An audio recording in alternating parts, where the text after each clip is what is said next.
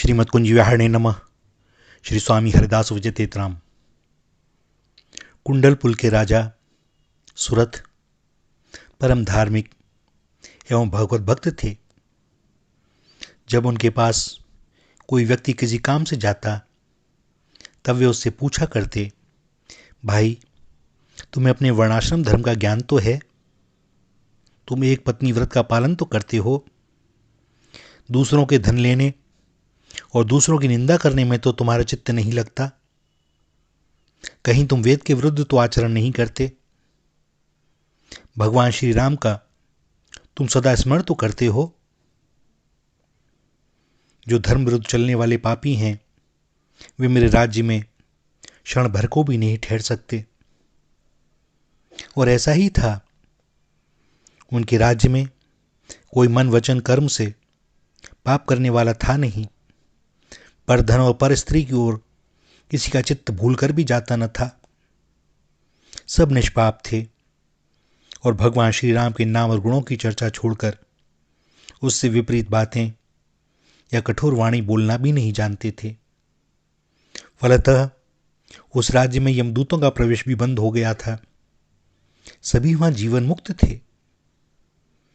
एक समय स्वयं धर्मराज जटाधारी मुनि का वेश बनाकर राजा सुरथ की भक्ति को परखने के लिए आए। उन्होंने देखा कि वहां की राजसभा साक्षात सत्संग का मंदिर है। सबके मस्तकों पर तुलसी दल रखा है। बात बात में सब भगवान का नाम लेते हैं। भगवान की चर्चा छोड़कर कोई दूसरी बात होती ही नहीं। राजा ने तपस्वी को अपने सामने देखा तो आदरपूर्वक अपने आसन से उठ खड़े हुए। उन्हें ऊंचे आसन पर बैठाकर उनका पूजन किया और बोले, आज मेरा जीवन धन्य हो गया।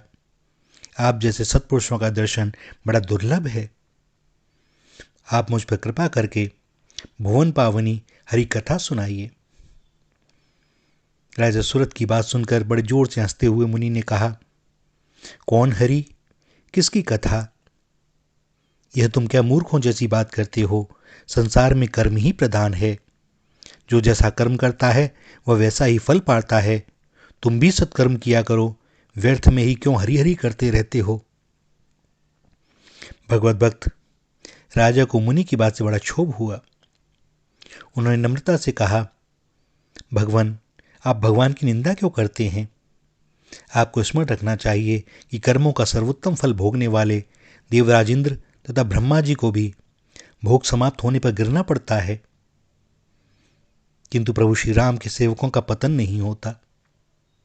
ध्रुव, प्रहलाद आदि का चरित्र आप जानते ही होंगे।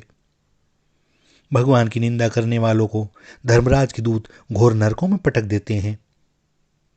आप तो ब्राह्मण हैं, तो इस पर आप भगवान की निंदा करें, यह तो आपके लिए उचित नहीं।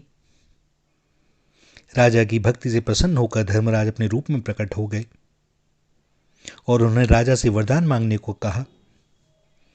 राजा सुरथ उन भागवताचार्य के चरणों में गिर गए और उनसे वरदान मांगा, जब तक भगवान श्री राम अवतार लेकर यहां न पधारें तब तक मेरी मृत्यु ना हो। मैं उनके दर्शन करना चाहता हूं। धर्मराज तथास्तु कहकर अंतर्ध्यान हो गए। राजा सुरथ बड़ी उत्कंठा से अपने आराध्य के पधारने की प्रतीक्षा कर रहे थे। उन्हें भगवान के अयोध्या में अवतार ग्रहण का समाचार मिला। फिर मिथिला में श्री राम के द्वारा धनुष तोड़ने का समाचार मिला। वनवास का समाचार मिला। रावण वध का समाचार मिला। उनकी उत्कंठा बढ़ती ही जाती थी। भगवान श्री राम जब अश्वमेध यज्ञ करने लगे तब राजा ने अपने दूत राज्य के चारों ओर सावधानी से नियुक्त कर दिए। एक दिन कुछ दूतों ने आकर समाचार दिया, अयोध्यापति महाराज श्री राम के अश्वमेध का अश्व राज्य सीमा के पास से जा रहा है। उसके भाल पर विजय पट्ट लगा हुआ है। राजा सुरथ इस संवाद से बड़े प्रसन्न हुए। उन्होंने विचार किया कि अब मुझे अवश्य ही अपने आराध्य के दर्शन होंगे। सेवकों को उन्होंने यज्ञ के अश्व को पकड़ लेने की आज्ञा दी। राजाज्ञा से अश्व को पकड़ लिया गया। युद्ध की तैयारियां होने लगी। राजा सूरत अपने 10 पुत्रों के साथ युद्ध क्षेत्र में आ डटे। शत्रुघ्न जी अश्व की रक्षा सेना के साथ कर रहे थे। उनको घोड़े के पीछे पीछे चलना था। घोड़ा पकड़ा गया, यह समाचार पाकर उन्होंने अंगद को दूत बनाकर सूरत के पास भेजा। अंगद जी ने शत्रुघ्न जी के बल प्रताप का वर्णन करके घोड़ा छोड़ देने के लिए राजा से कहा। राजा ने कहा, आप जो भी कह रहे हैं सब सत्य है। अयोध्या के प्रताप को मैं जानता हूं। अपने आराध्य के छोटे भाई शत्रुघ्न जी की शूरता का भी मुझे ज्ञान है। मेरा राज्य छोटा है, मेरी शक्ति अल्प है, यह भी मैं जानता हूं, किंतु शत्रुघ्न जी के भय से मैं अश्व को नहीं छोड़ूंगा। मैं उन दया में श्री राम के भरोसे ही धर्म युद्ध करने को तैयार हुआ हूं। श्री राम के तेज प्रताप बल से मैं शत्रुघ्न जी सहित सबको जीत कर बंदी बना लूंगा, यह मुझे पूरा विश्वास है। मैं तो श्री राम का दास हूं। उनके चरणों में मुझे पुत्रों सहित पूरा राज्य, सब कोष, परिवार, समस्त सेना और अपने को भी समर्पित कर देना है। किंतु जब तक मेरे प्रभु स्वयं ही न पधारेंगे, मैं युद्ध से पीछे नहीं हटूंगा। अंगद वापस लौट गए।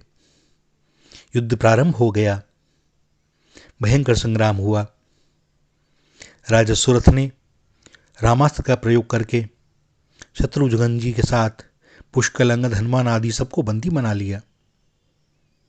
और तब हनुमान जी ने राजा के कहने पर भगवान राम का स्मरण किया। हनुमान जी के स्मरण करते ही पुष्पक पर बैठकर भरत तथा लक्ष्मण से सेवित भगवान श्री रघुनाथ जी ऋषि मुनियों के साथ वहां आ पहुंचे। भगवान को पधारा देख राजा सूरत प्रेम से उन्मत्त हो गए। वे बार बार भगवान के चरणों में नमस्कार करने लगे। उनका यह अनवरत प्रणिपात रुकने वाला नहीं था। श्री राम जी ने उनका प्रेम देखकर चतुर्भुज रूप से उन्हें दर्शन दिए और हृदय से लगा लिया। राजा सूरत भगवान के चरणों में गिरकर अपने अपराध की क्षमा मांगने लगे। श्री राघवेंद्र की कृपा दृष्टि पड़ते ही सबके बंधन छूट गए, सबके घाव भर गए। मर्यादा पुरुषोत्तम ने राजा सूरत के शौर्य की प्रशंसा की। उन्हें आश्वासन दिया कि राजन, क्षत्रियों का धर्म ही ऐसा है कि कर्तव्यवश स्वामी से भी युद्ध करना पड़ता है। इसमें तुम्हारा कोई दोष नहीं है। तुमने तो मेरे लिए, मेरी प्रीति के लिए, मुझे पाने के लिए ही युद्ध किया। तुम्हारी इस समर पूजा से मैं बड़ा संतुष्ट हूं। 4 दिन तक भगवान राम राजा के आग्रह से वहां रहे। पुत्रों सहित राजा ने भगवान तथा उनके पूरे परिकर की बड़ी भक्ति भाव से सेवा की। चौथे दिन मुनि मंडली के साथ श्री राघवेंद्र अयोध्या को पधारे। राजा सूरत ने अपने पुत्र चंपक को राज्य सौंप दिया और वे स्वयं सेना लेकर शत्रुघ्न जी के साथ घोड़े के पीछे भगवान की सेवा के निमित्त चल दिए। अपना पूरा जीवन उन्होंने श्री राम की सेवा में ही बिताया और अंत में भगवान के दिव्य साकेत धाम को पधारे। सब साधन कर फलिह भाई, भजी राम सब काम बिहाई। श्री राधा, श्री राधा, श्री राधा।